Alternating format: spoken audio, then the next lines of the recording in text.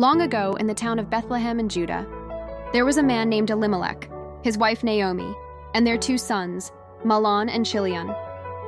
A famine came to the land and food was scarce, so the family made a difficult choice. They left their home and moved to the country of Moab to find a better life. But life in Moab brought sorrow. Elimelech died, leaving Naomi to care for her sons. Her sons grew up and married Moabite women. Mahlon married Ruth and Chilion married Orpah. Naomi hoped for joy in their families. But after about 10 years, tragedy struck again. Both of her sons died. Naomi was left with only her daughters-in-law Ruth and Orpah. She was filled with sadness and decided to return to her homeland, Bethlehem, because she had heard that God had provided food there.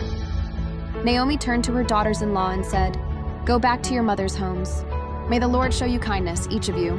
May you find security in a new husband." Orpah kissed Naomi and left, but Ruth clung to her. She said, "Don't urge me to leave you or turn back from you. Wherever you go, I will go. Wherever you stay, I will stay.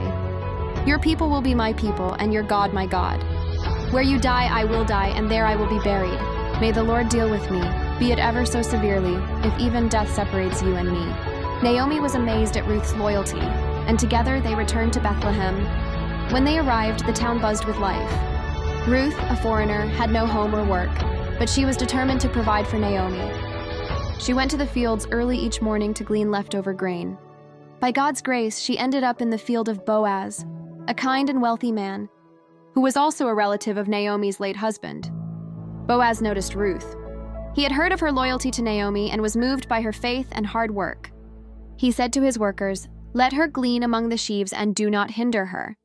Pull out some stalks for her and leave them for her to gather. May the Lord bless her for her loyalty."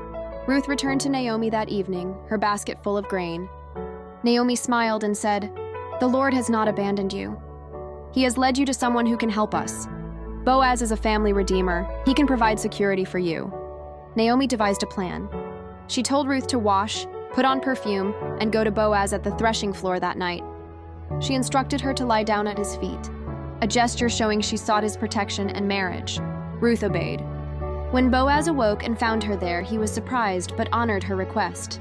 "I will do everything you ask," he said, "but there is a relative closer than I. If he will redeem you, he may have the right. If not, then I will." Boaz went the next day to the town gate, met the closer relative, and explained the situation. The relative chose not to claim Ruth. Boaz rejoiced and declared, "Then I will redeem her and marry her, so that the name of the deceased may not disappear from his family line." Ruth and Boaz were married. The Lord blessed them with a son named Obed. Naomi's heart was full of joy once again. The women of Bethlehem celebrated, "Naomi has a grandson. May he be famous in Israel." Obed grew up and became the father of Jesse, who became the father of King David. And from David's line, long generations later, came Jesus Christ.